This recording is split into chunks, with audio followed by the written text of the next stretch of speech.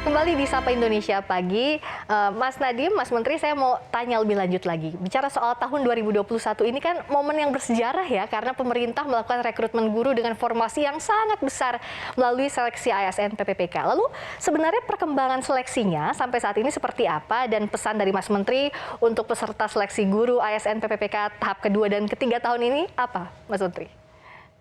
Ya, ini juga suatu masalah yang sudah berpuluh-puluh tahun ya, mengenai guru-guru honorer yang banyak dari mereka yang menerima gaji-gaji yang sangat kecil karena keterbatasan formasi guru. Jadi ini adalah salah satu yang pertama kali sebesar ini kita berhasil berjuang untuk 500.000 formasi tahun ini, dan tentunya akan kita terus perjuangkan formasi ke tahun ke depan. Pertama kalinya semua guru honorer se-Indonesia bisa mengikuti tes seleksi, dan bagi yang lolos seleksi itu dia bisa mencari formasi dan menjadi P3K dan mendapatkan upah yang disetarakan dengan PNS, yaitu Pak ASN P3K. Jadi ini cukup historis. Baru saja ronde pertama kami umumkan pada tanggal 9 Oktober yang lalu, dan alhamdulillah 170.000 guru honorer dinyatakan lulus seleksi dan diangkat langsung menjadi ASN. Ini baru ronde pertama, masih ada beberapa ronde lagi tahun ini, dan tahun depan pun akan kita lakukan ronde-ronde lainnya. Jadi setiap guru honorer walaupun tidak lolos seleksi pun bisa sampai 3 kali mencoba untuk mendapatkan posisi sebagai ASN. Jadi ini belum pernah di dalam sejarah kita dalam 20 tahun terakhir guru honorer punya kesempatan sebanyak ini untuk menunjukkan kelayakannya gitu. Dan kedepannya kami menyadari juga masih banyak juga guru honorer yang sudah lolos seleksi, tetapi mereka belum mendapatkan formasi karena daerahnya belum mengajukan formasi tersebut. Itu yang akan kita perjuangkan untuk tahun depan. Jadi saya sudah berkomitmen, dan saya bilang bahwa kemarin waktu saya bilang sama para guru honorer, saya akan perjuangkan afirmasi, 2 kali saya perjuangkan dan kita mendapatkannya. Jadi itu adalah komitmen kita untuk para guru honorer. Syukurlah, dan ini bisa dibilang kado jelang Hari Guru Nasional ya, Mas Menteri. Nah, bicara soal peringatan Hari Guru Nasional tahun 2021 ini, pesan yang ingin dibawa dalam peringatan itu apa, Mas Nadiem?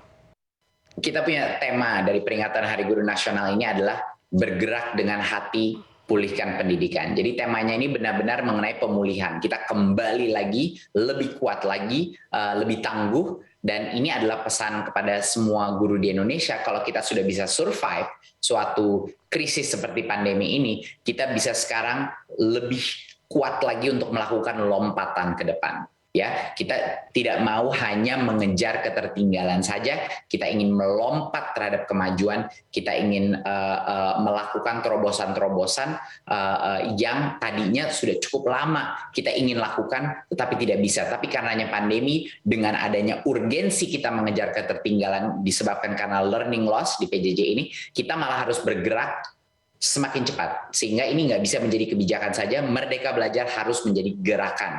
Nah, jadi mungkin itu pesan saya kepada guru-guru, marilah kita bahu-membahu untuk menjadikan Indonesia maju di panggung dunia juga gitu, maju ke dalam masa depan. Lebih dalam soal ini saya tertarik. Bicara soal pengembangan kapasitas guru-guru kita, apalagi menghadapi tantangan pembelajaran di masa pandemi ini, sebenarnya apa saja program dan kebijakan Kemendikbudristek yang disiapkan, Mas Menteri? Ya, dari semua inisiatif kita, guru adalah yang terpenting. Ya, tidak ada itu namanya Merdeka Belajar, tidak ada namanya transformasi sistem pendidikan tanpa peningkatan kapasitas guru. Gitu. Kita sudah menjawab tadi mengenai kesejahteraan guru, di mana masalah terbesar adalah guru honorer. Dan ini yang mulai kita selesaikan dengan proses seleksi P3K tadi. Nah, sekarang mengenai kualitas guru, ada beberapa komponen daripada kualitas guru yang sangat penting. Yang pertama adalah pemimpin sekolah dulu, kepala sekolah. Dan disinilah kami meluncurkan program guru penggerak. Program guru penggerak itu seleksinya intensif, pelatihannya 9 bulan untuk melatih pemimpin-pemimpin perubahan untuk nantinya menjadi kepala sekolah dan pengawas di berbagai macam daerah. Ini adalah change agent kita di masa depan yang akan menggerakkan budaya sekolah, menggerakkan guru-guru lain untuk mengikuti paradigma baru, yaitu paradigma Merdeka Belajar, di mana yang terpenting itu adalah murid. murid, murid, murid, bukan administrasi, ya, bukan mengikuti, bahkan bukan kementerian yang terpenting. Yang terpenting adalah apa yang terbaik untuk muridnya, dan mindset itulah yang kita tanamkan dalam program Guru Penggerak ini. Mereka adalah aktivis-aktivis kita di semua daerah. Setiap kali saya turun ke lapangan, saya berbicara dengan mereka, semangat saya naik lagi. Jadi ada berbagai macam level. Guru barunya juga kita ketatkan kriteria dan kualitasnya. Pemimpin daripada masing-masing sekolah, kepala sekolahnya, kita jadikan yang pro perubahan, yang progresif, dan selalu ingin melakukan perubahan terhadap sekolah tersebut. Dan juga guru-guru yang sudah ada dalam sistem, mereka bisa secara mandiri terus mengupgrade dirinya untuk menjadi jauh lebih baik melalui platform-platform teknologi yang akan membantu mereka. Bicara soal tadi, sudah dijelaskan komprehensif oleh Mas Menteri soal program organisasi penggerak, guru penggerak, dan juga sekolah penggerak. Kalau boleh dijelaskan lebih detail lagi, target-target yang bisa dicapai dalam jangka pendek dan jangka panjang lewat program-program itu apa saja, Mas Menteri? Dan perkembangannya, progresnya dari yang sudah dijalankan seperti apa? Iya, yang kita inginkan itu dari sisi target, tentunya kita ingin pertama memastikan bahwa kita jangan terlalu ketinggalan karena learning loss dari pandemi. Jadi salah satu target yang terpenting adalah anak-anak harus balik ke sekolah. Semua peraturan yang kita lakukan sekarang adalah untuk mendorong anak kembali tatap muka sekolah. Jadi berapa persentase sekolah yang mulai tatap muka full offline itu menjadi salah satu KPI terpenting kita. Itu adalah kondisinya gawat darurat lah sekarang. Jadi kami sekarang sedang mendorong setiap daerah untuk memastikan sekolah tatap muka terjadi. Kedua, kita ingin memastikan bahwa di akhir 2024 lebih dari 20% dari sekolah-sekolah kita, kepala sekolahnya itu udah alumni guru penggerak. Sehingga itu sudah mencapai tipping point. Kalau 20% kepala sekolah kita sudah punya paradigma baru, punya motivasi dan pemikiran dan mindset yang benar, itu akan menjadi suatu hal yang tidak bisa diputar balik, karena sudah menjadi 20% itu adalah tipping point di mana akan menyebar ke sekolah-sekolah lainnya. Itu harapan kita. Juga kita ingin memastikan bahwa akses ke pendidikan dan pemerataan pendidikan itu senantiasa kita tingkatkan, di mana teman-teman kita di daerah-daerah 3T benar-benar menerima dana yang lebih banyak, dukungan yang lebih banyak, dan juga fleksibilitas yang lebih tinggi. Itu merupakan satu prinsip dasar daripada program Merdeka Belajar. Tidak semua keseragaman itu berarti keadilan, dan itu sangat penting menjadi prinsip dasar kita. Itu sangat penting, dan disiapkan juga. Tidak kalah pentingnya, kita menghadapi 2022 nanti Indonesia sudah terpilih menjadi pemegang presidensi G20 dengan tema Recover Together, Recover Stronger. Apa yang disiapkan, Mas Menteri, di sektor pendidikan dan kebudayaan di agenda yang besar itu? Ya, ini konferensi G20 ini momentum yang sangat penting ya bagi Indonesia.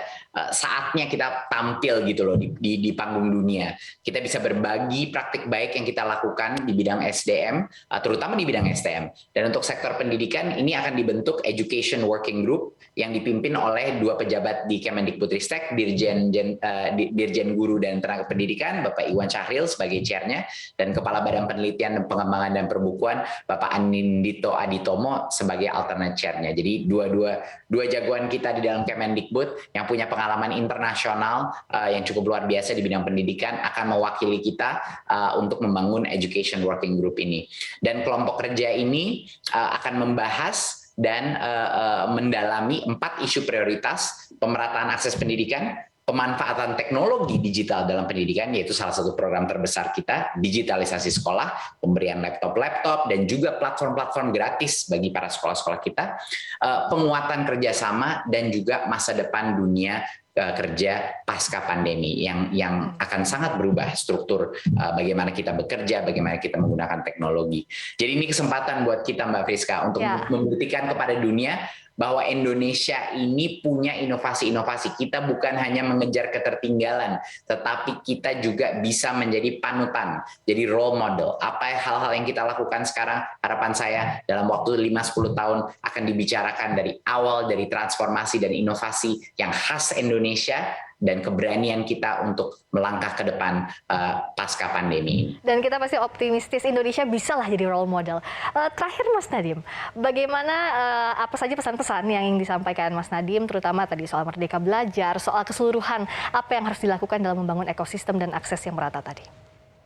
Ya, mungkin sebagai message penutup, menurut saya satu hal yang sangat penting adalah untuk menyadari bahwa sistem pendidikan kita untuk bisa menciptakan anak-anak dan generasi penerus bangsa yang inovatif, yang kreatif, dengan integritas dan karakter yang kuat. Kita juga membutuhkan banyaknya inovasi dan kreativitas di dalam sistem pendidikan kita, gitu. Dan ini mungkin satu hal yang masih banyak tidak disadari banyak orang, bahwa kalau kita semuanya ingin punya generasi yang bisa sukses di dalam knowledge economy masa depan, di dalam dunia digital masa depan, kita perlu institusi-institusi pendidikan yang punya kemauan eksperimentasi tinggi, yang punya rasa ingin tahu tinggi. Kita butuh kepala sekolah dan guru-guru yang haus akan inovasi, haus akan mencoba hal-hal yang baru, dan selalu bergerak dan mencoba hal-hal yang lain. Jadinya korelasi antara budaya sekolah yang inovatif dengan produk atau hasil murid-murid dan manusia-manusia yang kreatif dan kolaboratif itu hal yang bersamaan. Jadi marilah kita jadikan sistem pendidikan kita yang berbasis kreativitas dan kolaborasi, ya. Jadi itu sangat-sangat penting untuk disadari, dan karena itu kita harus memberikan kemerdekaan bagi sekolah-sekolah kita untuk bergerak sesuai dengan kemampuan, sesuai dengan minat dan bakat murid-muridnya. Semakin besar fleksibilitas untuk mencapai impian kita sebagai bangsa. Impian kita semua sistem pendidikan, basisnya kreativitas dan inovasi, kuncinya lewat Merdeka Belajar. Sekali lagi terima kasih atas waktunya Menteri Pendidikan, Kebudayaan, Riset, dan Teknologi Nadiem Anwar Makarim telah bergabung di Sapa Indonesia Pagi Kompas TV. Sehat selalu, Mas Menteri. Terima kasih, Mbak Friska. Terima kasih.